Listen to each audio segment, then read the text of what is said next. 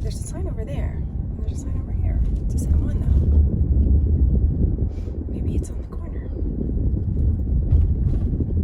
Oh, drive around back, it says. Okay. Fire department training. Fire department training. Alright, is this... Wait. Okay. Here we go. Oh, good. Well, let's see what this is all about. There's purses and stuff and vintage stuff, and I'm just gonna pull up over here. Don't tell me to not do this because there's nowhere else to park. Yeah, I want that. I will bargain not to. Right. That's nice. I have a machine now. My wife is trying to take it from me. I don't have a camera. Yeah, I love the camera. I like that.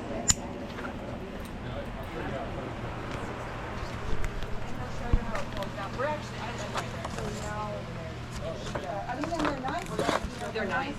They're really nice. And I researched them. You know, there's a coach out there. I have no idea. Yeah, I don't know.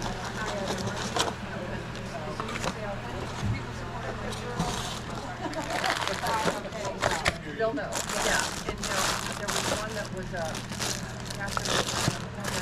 yeah. And I'm thinking, well, that's but I can't authenticate it. I know. But then if it's not, yeah. So I just kind of went, you know, and then I thought, I'll just do it this way. Yeah.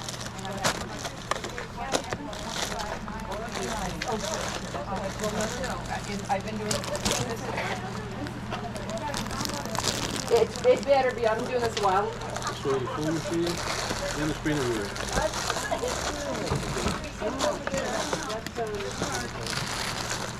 You're right. I just wrote it down.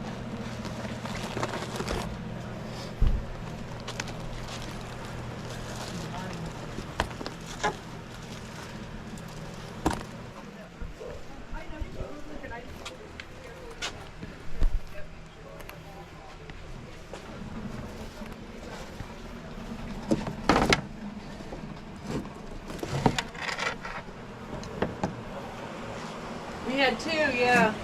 Your jewelry's all $1? Unless it's marked otherwise. Oh, okay. Okay, cool. So yeah, we just didn't want to put a dollar label on every single one of these Got that's empty. it. So, but if it says $3, because it's that's $1 still.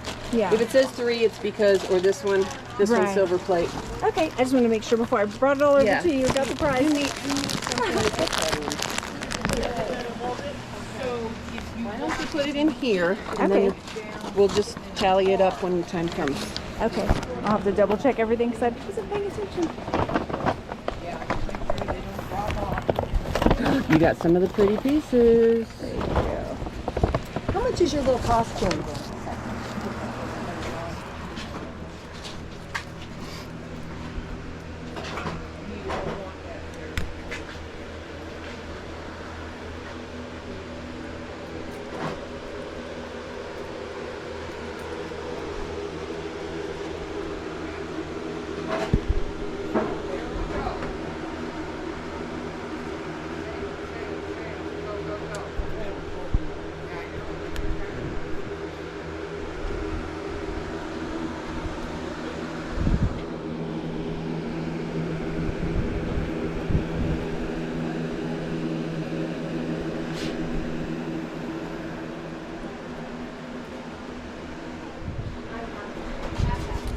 Oh my gosh. These jewels?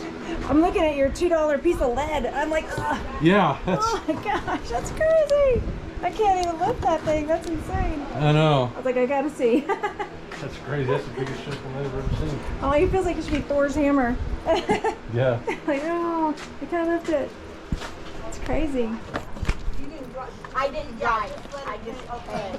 Well, that's good to know because they look like they'd be washable to me. I did, and I thought, oh, I look so it's the came out okay. I just hung it up to dry outside. Because it was a nice day. So I did wash.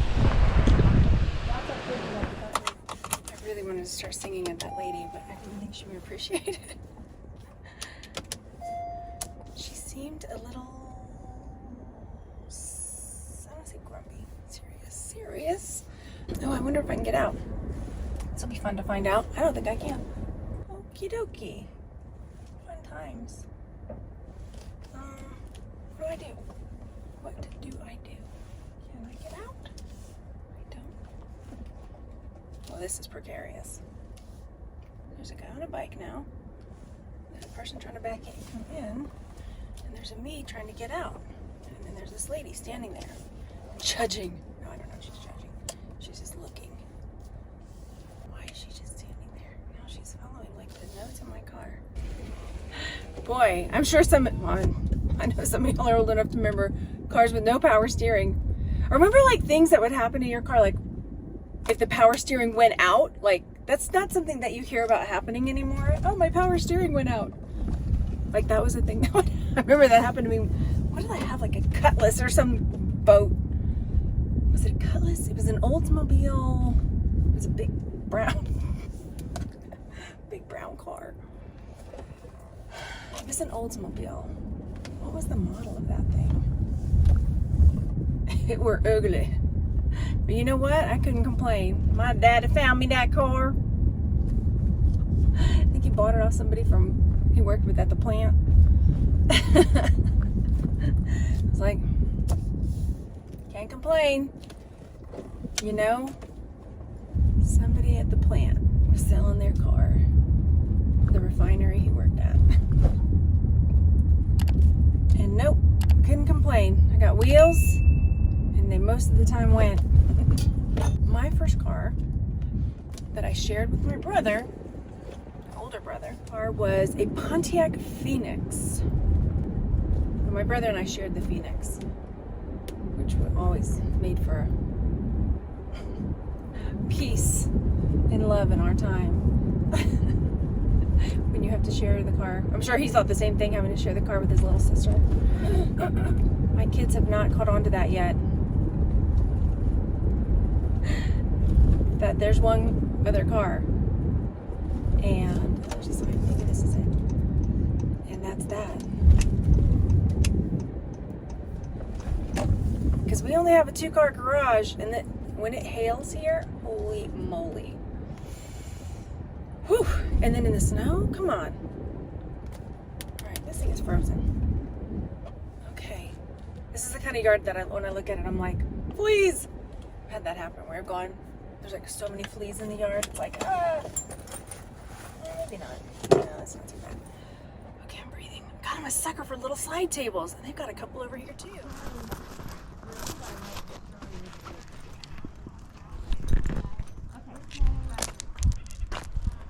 Free box. Oh yeah, I'm gonna come back to that.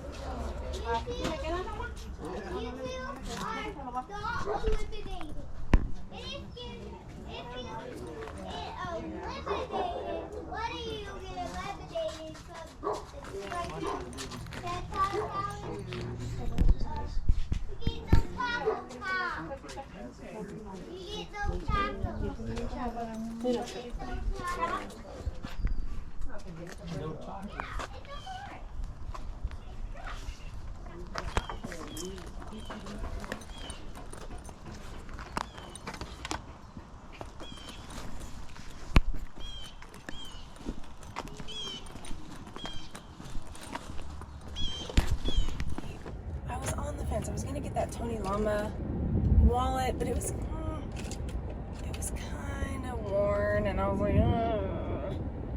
I'll just hold off. I don't need it that bad. But I just realized as I was getting back in the car, because I got distracted, that I never finished telling you about why I wanted to sing to that lady at the other garage sale, because her last name was Tart. And if you watched Ted Lasso. You're like, I knew you were gonna say that. Is there another garage sale? Oh my gosh. Now I'm gonna interrupt myself again. Ted Lasso. There's a character named Jamie Tart. And when he would come out onto the field, they would sing to him from Baby Shark. But they sang it, Jamie Tart, Jamie Tart. And I really wanted to start singing that to her, but I had a feeling she wasn't gonna get it. Or she'd be like, you're a crazy lady. I should have just done it. Maybe it would have made her day.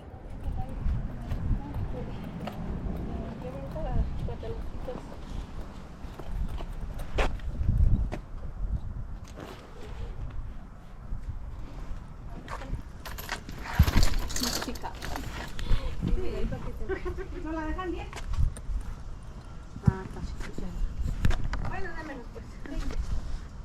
Te traigo para la gorrita. Aquí traigo.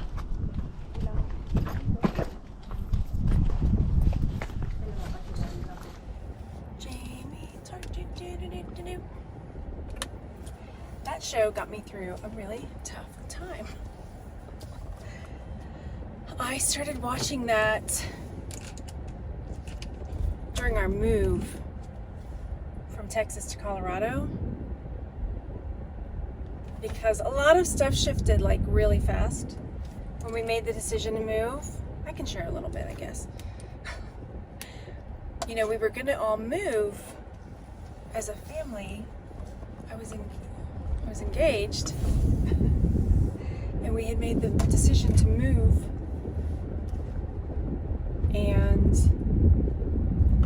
at the last moment, my engagement broke up. And the person I was engaged to was like, I'm not moving. Like, oh, okay. That is out of nowhere and very suddenly. So, for good reason, I got it. It wasn't like, I'm not pointing the finger saying that anybody's a bad guy there.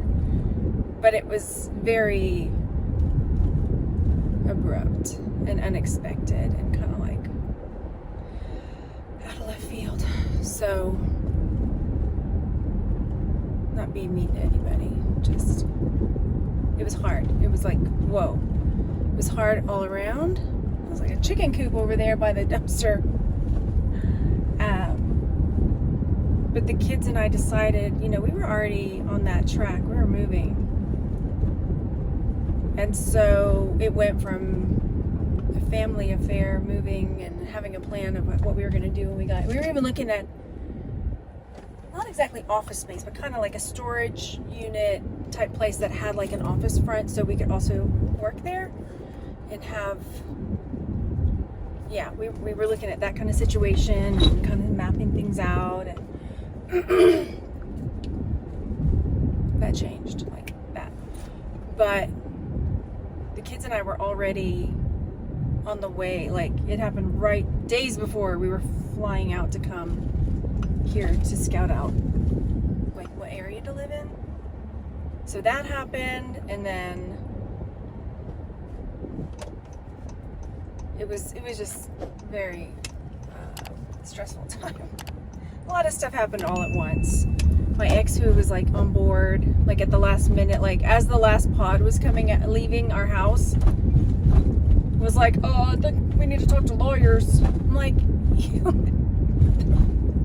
no. So it was just like any stressful thing like you could think of, just like, lay it on me. And I know they say, God doesn't give you more than you can handle. I thought the stress was going to kill me. It was really rough, all by myself, like packing up, downsizing, packing pods, finding a place, all of these different things that had to be dealt with, and moving inventory. So, yeah. Ooh, sorry, lady. So many things all at once, and I was like, we have already made this call. We're not staying, we're going. And so having to pick up all the pieces of not just moving, but also like, okay, now everything in my business is going to change like that. Everything is going to, it was just like everything changed immediately. And it's a beautiful car, Pontiac 4-cylinder something. So Ted Lasso was what really kind of, I would just sit comatose with stress and just like binge watch Ted Lasso. It's such a good, positive, uplifting show.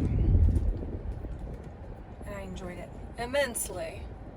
And I actually just started, did I already rewatch the whole season? I guess I did. Because, yeah, when things get stressful or when things get kind of hard, trying to find ways to uplift yourself is like super duper important. And that, so when those times come, which they inevitably do for everybody, you know, just having a kind of a plan of action and not getting swallowed up by it. I felt like I was getting swallowed up by the abyss. When I have those times, you know, where things are super stressful or things are really, really super hard, and I say it feels like I'm at the bottom of a well, you know, and it's just really yucky feeling. But when you start feeling that coming on, because there's little signs and stuff that happen, make you feel like, okay, here we go. You got to nip it in the bud or start offsetting it as much as you can. And for me, that's like, okay, what am I consuming? What am I watching? What am I listening to? What am I allowing into my space? Who am I allowing into my, you know, just like, okay, shutting it all down, pulling up, what do they call it? Pull up the sides, you know, batten down the hatches. That is how it went. But Ted Lasso was very helpful for me. Yeah, I enjoyed that show. And Ted's optimism and his outlook on everybody, like, just, you know, thinking the best and wanting the best for everybody. And it was so, I liked, he was so positive and optimistic. And even when people were like, you don't know anything about soccer, what are you doing? He's like, but I know about coaching. So he didn't view it like I'm coaching to win the soccer games. He was coaching the players to win at life. Right? So good. So good.